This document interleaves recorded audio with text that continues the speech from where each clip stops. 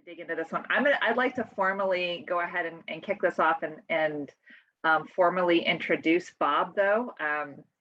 He's been with us all day today. I think everybody's knows his face at this point, but just to give everybody a little bit of a background on Bob. So Bob's educational background in performance enhancement, family systems, and clinical healthcare created a unique foundation for his past 30 years, working with athletes in the Olympics, providing clinical care as a therapist, and ultimately ascending to CEO of healthcare systems, provided the requisite experience to help guide the growth of individuals, organizations, and family businesses. Bob energetically engages individuals, executive teams, and families to clarify the next destination, ensure team alignment, and develop the necessary individual leadership for the journey. Bob understands how to make businesses successful, improve performance, ensure team alignment, and facilitate generational transition in family business. And can I just share a little bit of how our worlds collided, Bob, or have like crossed paths? So interestingly enough, I don't know if I shared this with you, Mike, but Bob now lives up in Pennsylvania and works, he's been with Velocity now for a little bit. But interestingly, before either Bob or I were with Velocity, Bob was the CEO of a hospital that he left, and then I came in and worked in that hospital in their intake department for a while. And so we just barely missed each other. And now we circle back and we're completely living in different states, but we're working together in Velocity. I just think that that's super, super interesting. So, Bob, I'd love to hear a little bit more about what you'd like to share about your history and your experience working with family businesses. And so tell us more about you. Thanks, Mike. I appreciate the opportunity to be a part of this, and James Moore for hosting. And Heather, I've had a chance to watch both up close and from afar of each of these episodes. And thank you so much for bringing great value to everybody and what they're looking at in terms of transition. I think since family is an important topic of this, I'll start back and give a nod to my parents and say, I'm the product of a nurse and an engineer. So I tend to care about people a whole lot, but I think in terms of systems. And so for me, it's always been about how do you bring those caring and compassionate components together that bring families together, unite them around a common purpose, and even some disparate purposes, but they're united in a similar framework. And then how do you do that in a context that makes a family viable, both financially and what they stand for and in the community? And that's some of the greatest parts about family business that I like. I've worked with families clinically in the past. I've worked for medium and large size family businesses as an employee. I've worked for really large public organizations that have bought family businesses. And now in the executive coaching, strategy, consulting world that I spend my time in, I work with family businesses from a couple $1 million in revenue a year to a couple $1 billion in revenue. And they create some really interesting dynamics that are quite compelling for me and allow me to use a skill set that's across a broad variety of areas, because family business is not simple. It's not about a P&L sheet alone. It's not about how you get along over the Thanksgiving dinner. And it's not about which child is the chosen one and which child isn't. So those are the kind of backgrounds that I come with.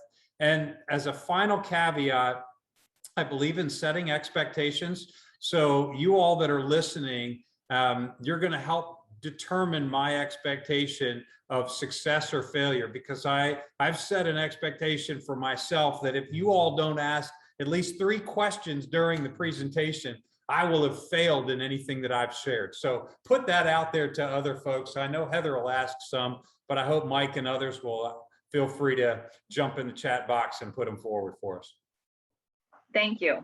And so stemming off of that, what do you see, what makes a family business different from other businesses? Well, I define family businesses in a way some people do, where 2 or more family members are exercising control of the business. And if we look at that across, what does that mean in the global landscape? That really comprises about 85% of businesses worldwide and a little over $5.5 billion or 5.5 million of businesses here in the US. And so it's really the comprehensive framework through which so much of our economy and what families stand for.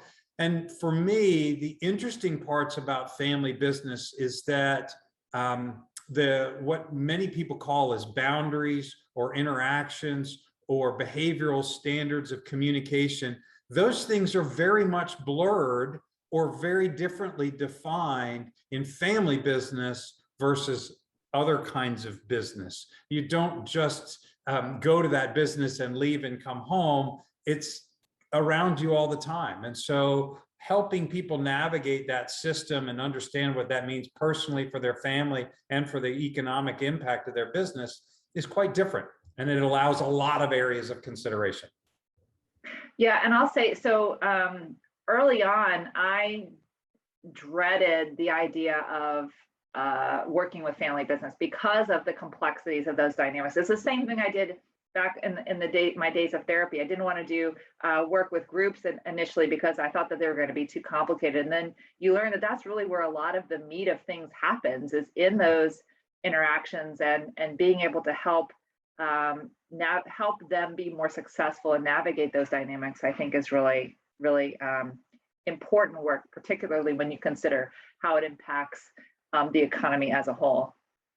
When you look at family transitions, family business transitions, what are some of the key components that you see founders may be misunderstanding when they're getting ready or when they're thinking through how to hand this off to the next generation?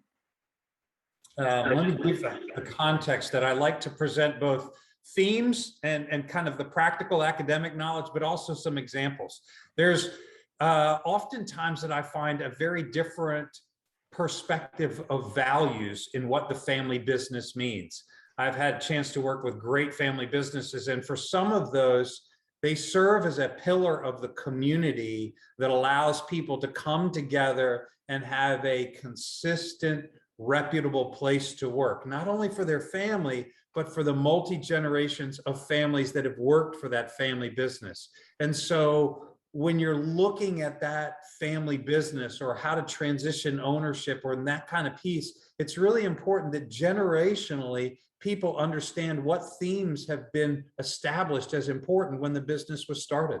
Some owners establish a business purely for economic viability.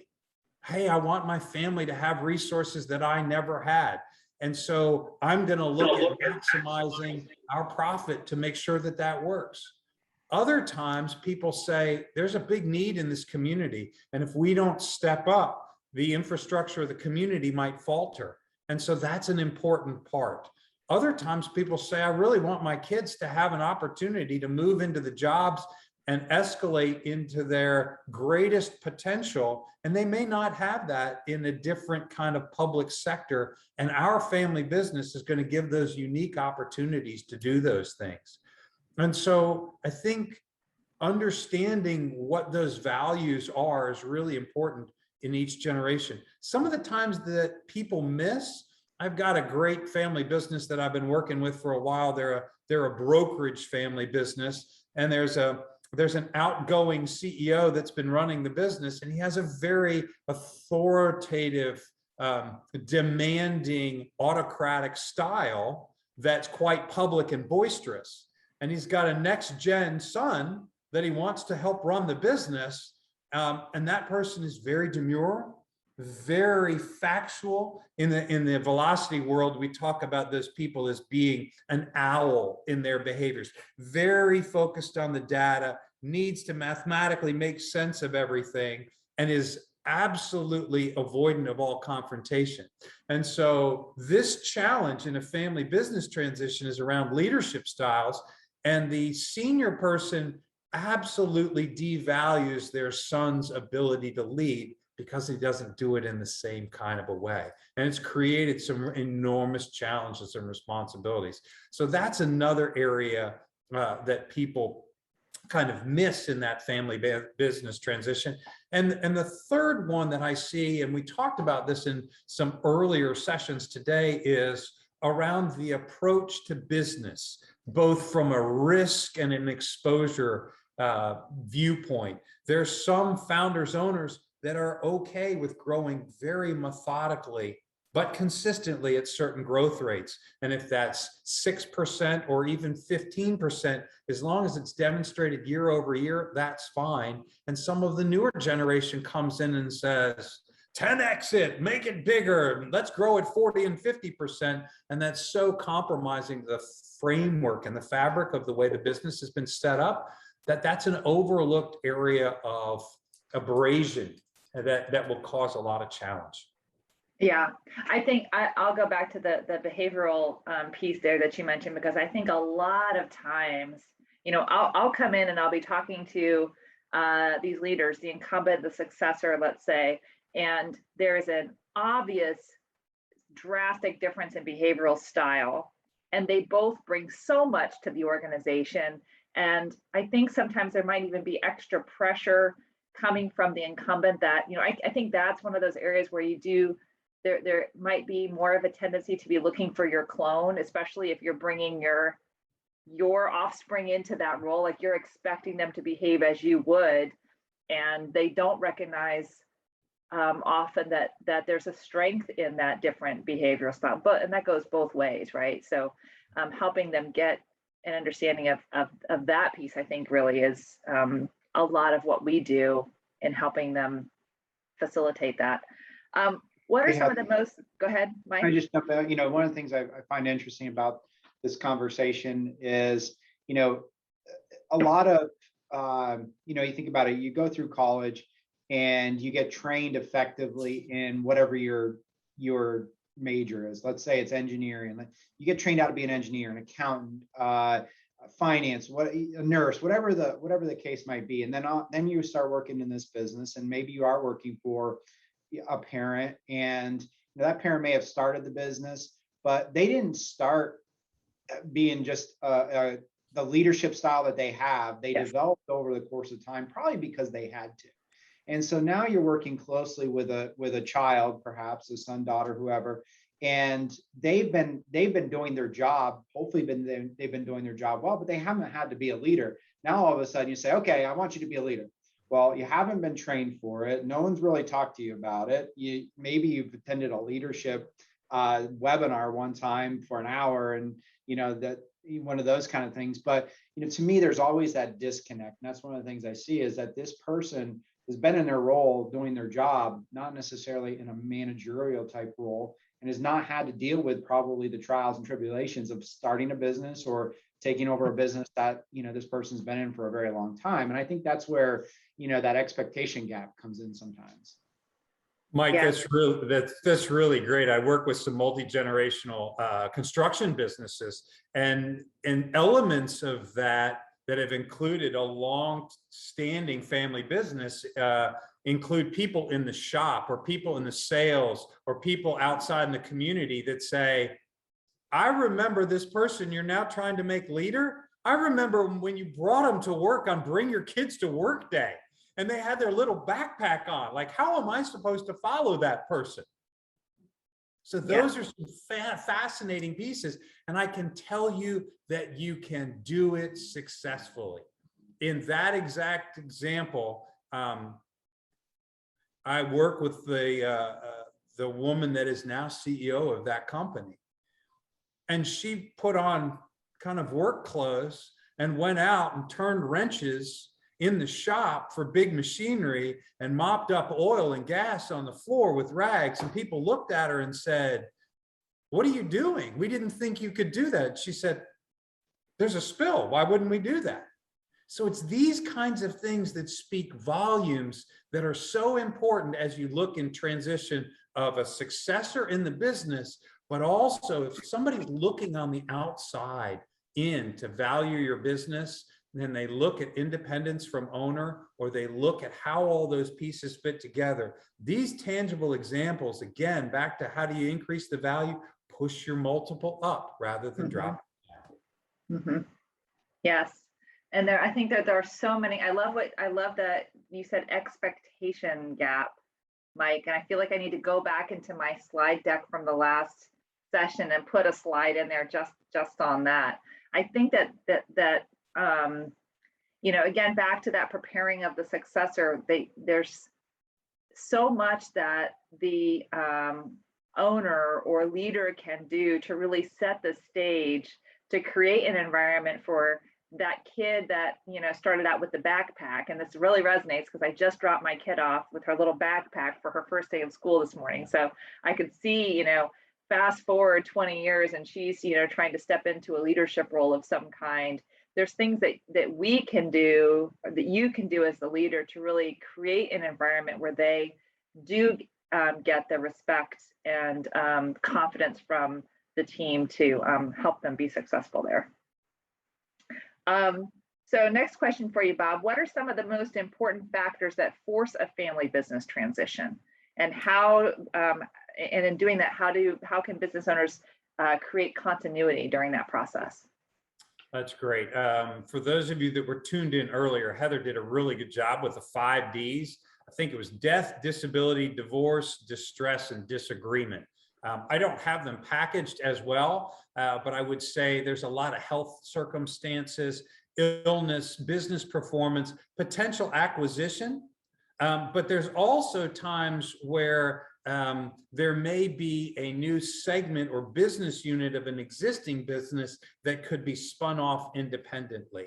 So unfortunately, there are times where folks are just myopically focusing on what's in front of them and believing that that runway will continue for a while. And it's so important to build the business, as we spoke about earlier, like you're going to retain it, and build it like you're going to sell it. It's incumbent upon all folks to be thinking, who are the resources that can step up and fill the shoes if something happens? People talk about it as the proverbial being hit by a bus. Unfortunately, it's oftentimes in family businesses, people may go down in a plane crash as a horrible thing. How does that force and create opportunities for people to carry the business forward? And so what I try and do is help people look at those pieces all the time in terms of what's your continuity or your succession plan? What are the critical components that you have to have in place internally and externally? What's the financial structures that you should work through with somebody like Mike so that they can make sure that the decisions can be done easily and the financial information can be transitioned? As a challenge, and this falls in that health and illness area, I've worked with many family businesses where there's one person signing the check for everything. If they go on vacation or if something happens to them, who is the person that can step in? And if there's not an alternate plan, that's a real challenge. And that's just one financial implication and kind of symptom of a business not being built to structure and transition successfully. You know, as you're saying that, I'm thinking about, you know, why we might procrastinate so much in addressing this and figuring out how to ensure continuity. And you know, I think, you know, because it ultimately comes down to assessing and preparing for risk, right? So how are we reducing that risk? But if you think about it, the idea of leaving your business high and dry, having to run without you, that is awful, right? Like nobody wants to do that to their team. But then to have to go through the mental exercise of how would my family operate without me, that creates a whole other level of, I think, emotionality and stress and having to think through, you know, those different scenarios. And so I get why we might be inclined to resist exploring, you know, and really addressing how to reduce that risk, because it's just not something that we want to think about. We don't want to think about leaving our family or our business, but in particular our families. Hey, Heather, I just want to add real quick, you know, Bob, I want to jump off a couple of things you just said there, but I did have a situation where I was helping a client potentially buy a business. This business was a retail type business where the owner passed away and was left to his wife and daughter to now deal with this business they never had been involved in. The business, unfortunately, was not run well at all. And the general manager did not know what he was doing, was helping run the company into the ground without necessarily having the background.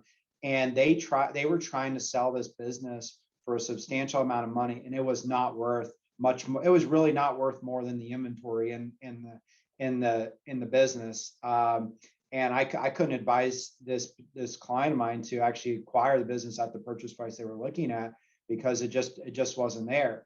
And, Bob, to your point on, just signing checks. Well, if you're the sole person that can sign checks and you pass away or can't sign checks, no one else is authorized to sign checks. And you may have to deal with situations like probate or dealing with the bank before you can cut payroll checks, before so there's a lot of issues that can jump that way. Also, when you start talking about financial, you look at things like estate taxes and gifting and planning early on and using early on discounts, and when the business may be worth less money than it is down the road, can save a lot of estate taxes or save the potential for estate taxes and things like that. So there's a lot of planning early on and thinking through these kinds of transitions that may be able to save tax dollars and save just problems down the road. Thanks, Mike. Those are great. Heather, before kind of the next question, I'd love to add in that a predominant resistance and challenge that I see with appropriate transition of business, both internally within a family, as well as the consideration to sell externally, becomes the identity and the formation of the individual owner and leader around that persona that the business creates for them. For some people, that means when they drive in, they have their individually labeled parking spot that they get to park in. And for them, when they walk into the door, they're greeted as Mrs. Such and Such or Mr. Such and Such. And the idea of not having that on a daily basis is a challenge.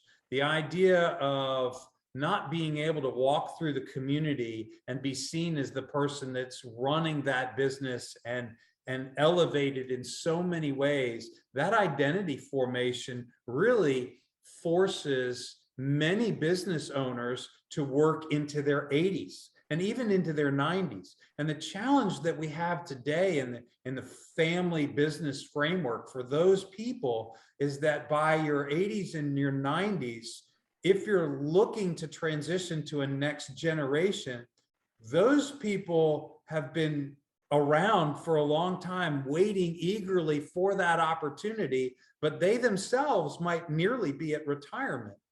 And if it gets passed down, then that third generation, are they willing to wait and work 30 years for something they may or may not get?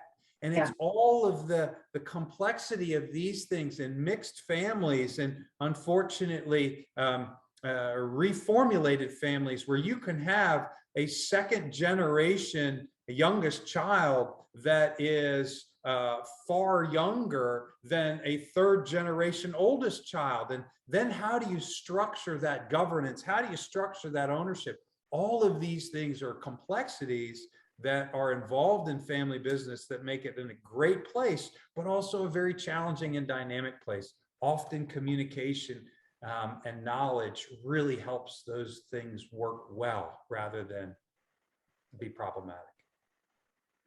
So communication and knowledge, it's kind of a good segue. I'd love to kind of jump back for a moment and hear from you. I know obviously you'll be respectful of confidentiality, but I'd love to hear some maybe memorable moments or examples of some critical interactions you've seen in your time working with family businesses. Oh, and this is a great one that I want people to comment on. So I had one owner say, my son never comes into the office on Saturdays to pick up the mail. He can never be CEO. I had another owner say, in my last few years, all I want to do is be able to have fun in the business with my daughter, and she only looks at me as a villain. One of the most memorable ones was incredible family conflict in the owner of a business and looking at the next gen to step up into those leadership roles. And unfortunately, this person said, I don't respect them as a boss. I never consider them a friend, and I would never talk to them personally outside of this world. And we have no contact. and yet they're trying to work together in a business where they have to have an arbitrator to have any conversation, business or family wise. And these people started out much closer in together. So I think there's some incredible places where families have an interesting interaction. Somebody said, I just had a blow up where my parent and I were screaming at each other in the work environment over a cash flow decision. And I had to show up at their house that night and share fried chicken over the table. How am I supposed to do that? And at the same time, some of the really favorable things about family businesses have included the great joy that my kids can watch me grow up in the business the same way that my dad watched me grow up in the business, and carry on a legacy, not only for our family, but for our community and the 4 generations of families that have worked for us. There's nothing like it. And the final one that I will give you is not going to leave your mind, and you will either see it as incredibly informative or a little bit creepy. And so I talked to somebody sometime, and they said, we were talking about their business, and I said, it's almost like your family business for you is a coat that you put on when you walk out the door if you're going to go do family business. And when you come back in and you're done with family business, you take it off and you just hang it up on the coat rack. I said, great family businesses are like your skin. You don't take it on and off. It's with you all the time, and it stands for who you are, and it'll grow and stretch when you need to. You might get a few stretch marks, but it'll shrink down as the business goes and as the family evolves. And that's a powerful, powerful image for how family business can truly become a part of somebody's every cellular bit and be great for everybody involved. I like it. It is slightly creepy, but I like it. You won't forget it. No, I won't.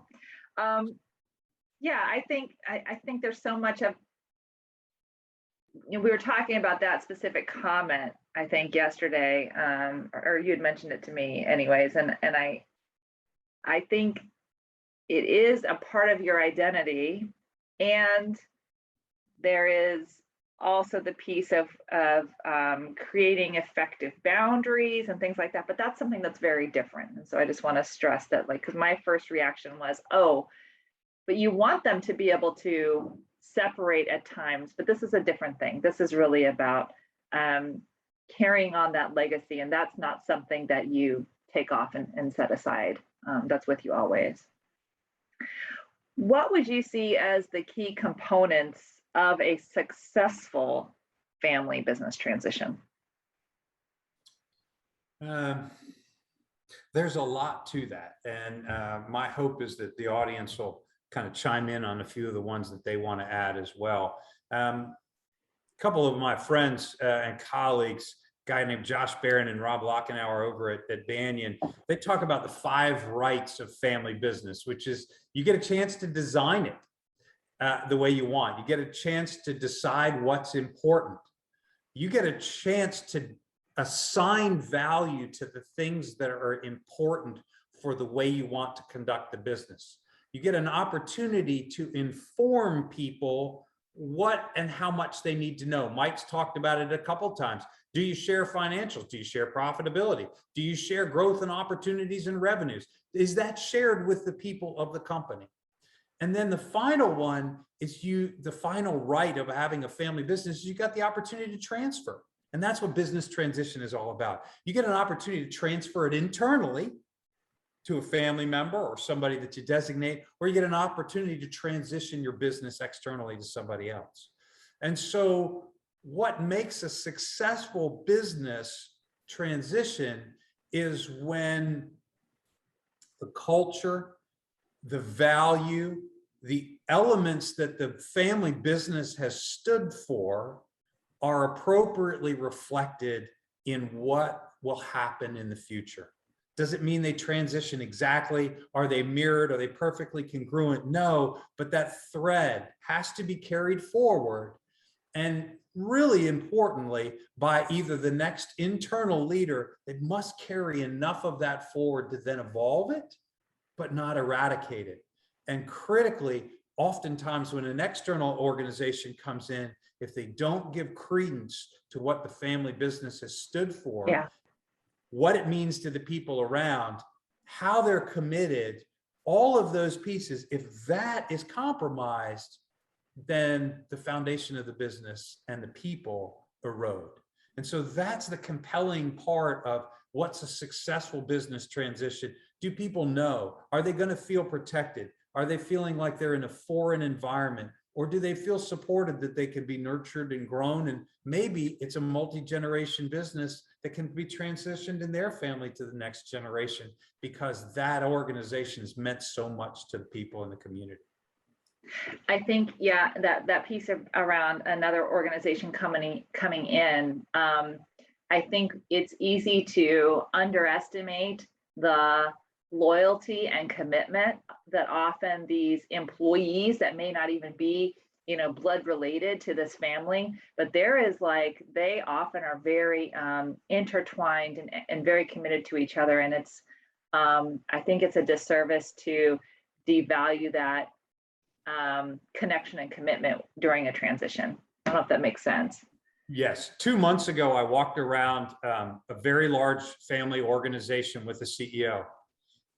And she introduced me and talked to every single employee by name, knew what their family or they personally had done something in the last 6 weeks, and knew what to ask them about their job. We saw 45 people on our tour. Every single person received an interaction. That was great leadership. Yeah, that is nice. That's good. That's very good. Hey, Bob, I just, kind of jump back to something you said a few minutes ago in terms of carrying forward the business and how the business will evolve.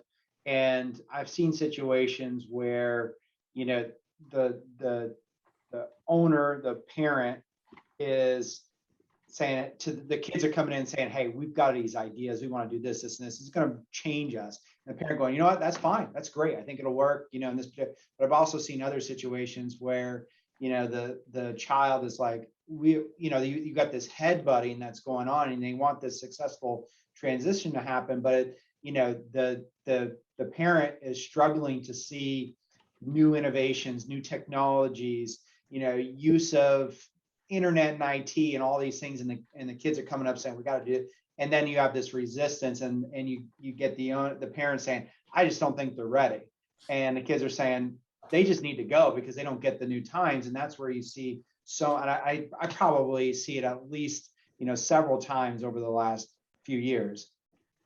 That's really important. I have another colleague, Nick DiLoretto, that I work with, and he referenced a family business where they had 6 members of a next generation, and the company allocated $8 million and said, you all each get $1 million to go invest in a new area that you think will drive growth.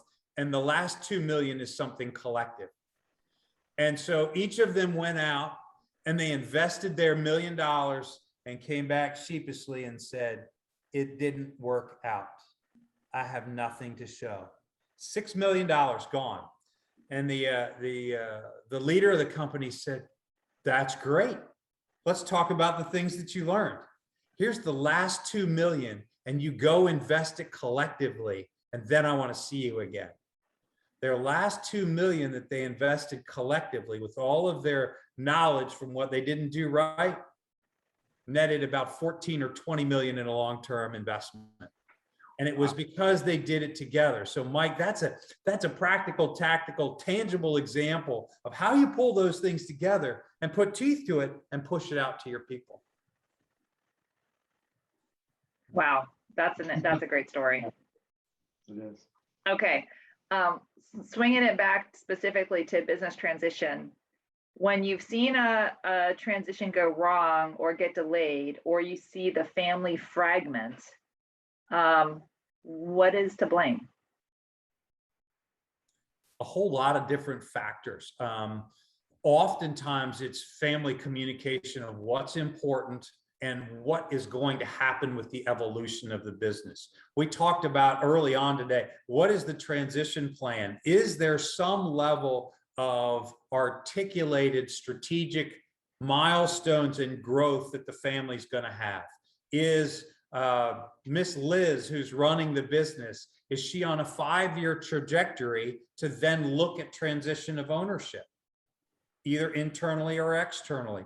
It's often in the unknown that most of the conflict arises. The other piece is managing the different levels of opportunity for family members versus external people. I had a business that I worked with at the beginning part of this year where there was not a lead successor in the next generation that would be ready in time, and they had an external person. And unfortunately, the family felt that it was so important to elevate the next gen sooner than they were ready. And the most capable person in the organization left with all that business, customer, consumer capital in the market, and they extracted enormous value from the business, and they lost the respect of everyone. The other times are when there's significant favoritism or different standards that's shown for family members or certain factions and segments of the business that really are incongruent with the experience of both the larger family and or the employees of the organization. And that causes a fracture and a compromise. Oh, yeah, that breaks my heart even hearing it. Yeah, so thinking through that, can you give some examples of some non-business changes that must take place in these family transitions specifically? I will, and I'd ask that somebody in the chat room offer their examples of some of those things too. So I will share that. Both Bob and I used to be therapists, and so we are quite comfortable with silence.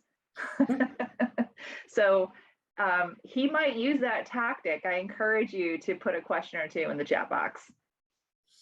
Great. So some of the non-business transition pieces include what is the identity that's formed for somebody outside of the business. In particular, I'm working with an exiting executive that had so much of a presence and part of their routine formed around being in the office each and every day, and somebody as an executive assistant helping the person with scheduling. So for them, getting on other community boards, being involved in other physical or religious or philanthropic activities was critical so that their business focus started to shift into something else. For many owners, it's like going from the Autobahn, traveling on the Autobahn at 120 miles an hour to a stop sign if they don't have something to put that energy into. And I think that's a really important piece. One of those that's both business and non-business that's important is, does your office shift? If you're promoting somebody into a new role, do you change offices with them? Do you change parking places with them? Do you have them go and attend things that you normally would have gone to and move them? So there are these pieces that are different. For some families, it's all of a sudden the new family member that's in charge starts to say the prayer at dinner, if that's what they choose. But all of those are some significant behavioral shifts that allow the family to start to look at the dynamic differently than they did beforehand. And a lot of times people don't pay attention to that stuff, and it prolongs or downgrades the ability to do it successfully. Yes. I don't have anything to add. That's some of what I've been seeing in a lot of the businesses that I'm working with. One of the other questions that I'm most interested in hearing your response on is around governance. Because every organization that I've worked with that is a family business, in my own company, which I owned with my husband, there's this piece around governance that can become very convoluted and confusing. And so I'm curious what your thoughts are on that and how we should approach and think about governance in family business. It's the area that gets really sticky and is particularly important. And I would say, and Mike will probably start nodding up and down like a bobblehead doll, which is in smaller family businesses and earlier stage family businesses, people think, oh, that doesn't apply till I get to a certain place.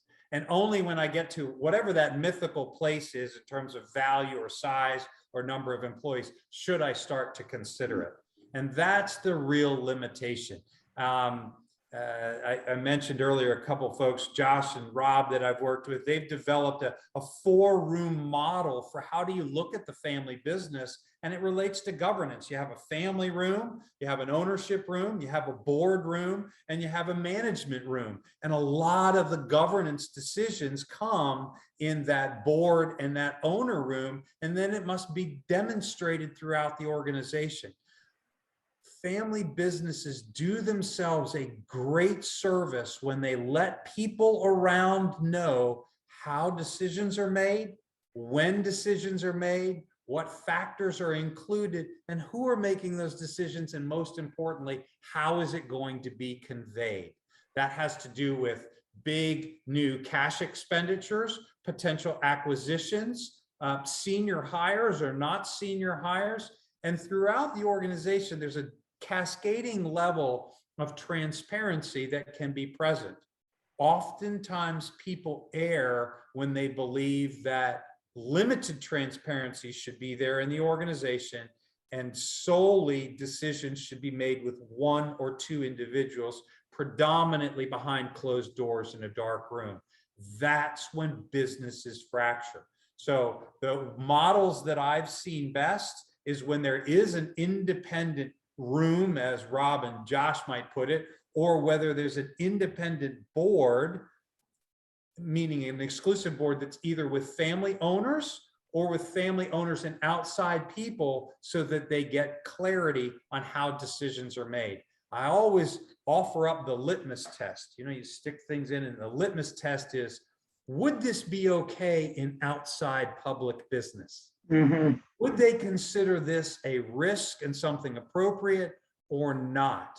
And if it's not, and it's happening behind closed doors in your family business, give some consideration to asking somebody from the outside. Mike? Bob, I was just going to say, I think, you know, the problem oftentimes though is, you know, perhaps the only business they've ever been in is their business. And so to know what's a risk and what's not a risk becomes very difficult to identify. Mm-hmm. And, you know, I think to some degree too, and I see it particularly in family businesses and small businesses, where they almost think they're going to run the business forever, as if there's never going to be a transition, because they just can't imagine somebody else doing what they're doing. And I think that makes it difficult on the next generation down to try to take over in those particular cases, because there is that thought process. And, you know, the next gen isn't brought into some of those decision-making processes. And so, you know, how it ever happens. But on the other hand, you are also seeing, you know, I've talked to the children of them saying, I don't want to work 13 hours a day, 6 days a week, and never get a vacation. I don't want to be that, but it doesn't need to be that way, but they won't listen. And so you have this, you have that going on. But, you know, I think some of it stems from the fact that perhaps some of these family businesses have never been in another business and never operated under any other circumstances. Great example. And Mike, if it would go back to that question that Heather asked me earlier, which was about crazy and odd things in businesses that I've heard, family businesses. I worked with somebody who said, my father forced me out, or I was fired 5 times from this business and into other industry before I was able to come back and successfully take over. And I haven't done that with my daughter yet. So I'm going to fire her because it's part of the path. And so there are other businesses that literally people are saying, I must force my child outside of the business so that they have perspective for coming back in. And if you're on this call and you're considering that, please consider to do that early career rather than mid-career, because once people start, they usually don't leave. Great points, and really very valuable along the way. Yeah, that was my next question, was going to be around, preparing that successor, and we can piggyback off of the last webinar around that. And that was a question I had. Have you seen, do you see that to be a successful way of preparing the successor, kind of forcing them to go work outside of the industry to come back, or is it dependent on the family? What are your thoughts around how to best set them up to be successful? I am a large proponent of people getting outside of their existing family business at a pivotal time and learning the career. There are some family businesses that don't really provide that opportunity.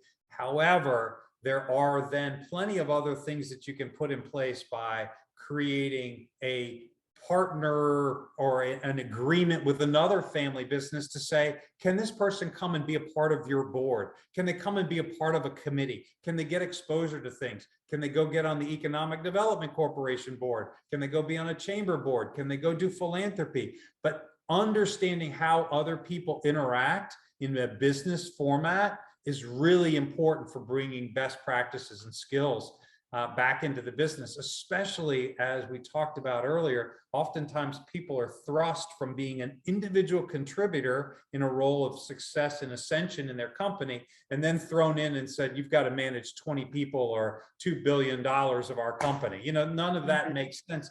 Got to find the right ways to give those iterative experiences where somebody can grow. Well, Bob, I just want to jump in because, at James Moore, one of the things, we're always developing our future partners in the firm. And, part of that process is, obviously I don't want anybody, not that this is a family business like you're typically talking about, I don't want anybody to leave and come back. I want to be able to grow them. But some of the things that we do is exactly what you mentioned, is get on a board. So when we get involved in organizations, we don't want somebody just to get involved in an organization just so they can put their name, but we want them to get in leadership so they can learn how to be a leader, learn other things. But you can also get involved in maybe not every company has this, but your trade associations, right? And so, for example, here locally, we have the Volusia Manufacturers Association. Well, they do plant tours every month. Of course, with COVID, that's changed a little bit, but you can go out and you can meet with other individuals in the manufacturing industry and see what their businesses are doing. Take those things and bring them back to your company. And that's ways that you can learn how to operate a little differently without necessarily going back out. But I still say it comes back to whether you fire that person and bring them back in, or whether they do these things as the owner, as the patriarch, whatever it might be. You need to be willing to listen to what they bring back. Because if you shut down absolutely everything that they come back with, you're never going to bring, they're not going to have the confidence, or maybe just lose interest in working in the business altogether. That's absolutely fine.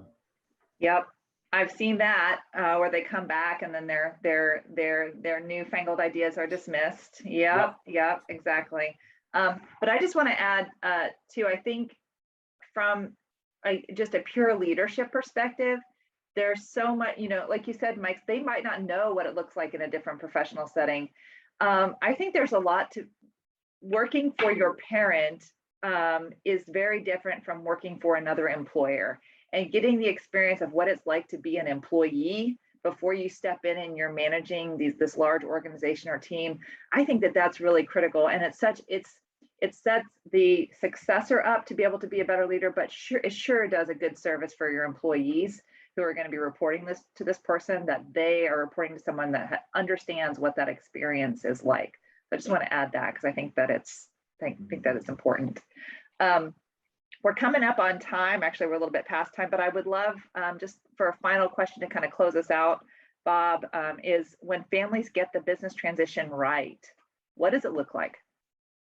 That's the great part. And I think I mentioned it earlier, where the family can have a common sense of connection outside of just the family itself, but larger organizations allow multi generations of families to connect. It becomes a true presence in the community. It becomes an economic driver. It becomes an identity that people are around and formed around, and really can benefit the world in different ways, because family business structures can be far more nimble, and the decisions can be made in a way that's long-term focused rather than short quarter by quarter focused that a lot of public companies or even private equity backed companies are forced to do. So it combines all of the best worlds, and really how wonderful an opportunity is it to be able to see parts of the business through your family opportunity that you'd never get access to otherwise, in the scope and in the time frame that you do. That's when it really works, and it's very, very meaningful. Mm-hmm. Yeah, Are we successful? Because we didn't get any questions from the group. I'm hoping that it was valuable. You're so thorough that I think you answered everything along the way.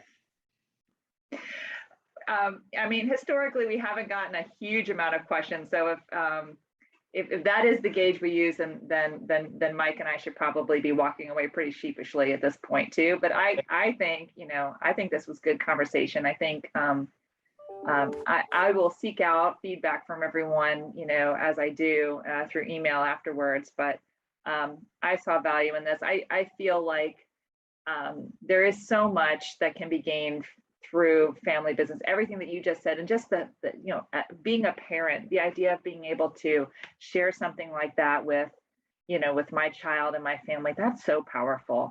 And it does trickle down into the community at large as well. So I love this topic. I love family business. So I'm really glad we got to include this in our series. Mike, I'll let you close us out. Thank you all for participating. And Mike, I'll let you wrap things up. Yeah, so, well, and thanks again, Bob. Great. I knew I wouldn't be disappointed. Great presentation. Heather, again, thank you for your presentations today. Extremely valuable. This session, whether you're here still live or whether you're listening after the fact, obviously this will be recorded, sent out. The PowerPoints will be sent out and available. If you have questions, please don't hesitate to reach out. I've actually had several reach out in between sessions. Do the assessment that Heather sent out earlier. It's great for your business, whether you're 1 to 2 years away, 3 to 5 years away, or even more than 5 years away, or business that's more than 5 years away. These are great assessments to go on. And I think, given how much value there's been in this series that we've done, I think Heather and I will probably think about, okay, how do we continue to bring this value through these kind of seminars in the future, webinars in the future. So just again, thanks to everybody. Please feel free and look forward to Heather's gathering information on all this. And I hope everyone has a great rest of your day. And that's it for our presentation. Thank you. Thank you, Bob. Thank you, Mike. Thanks. Bye-bye now. Bye, everybody.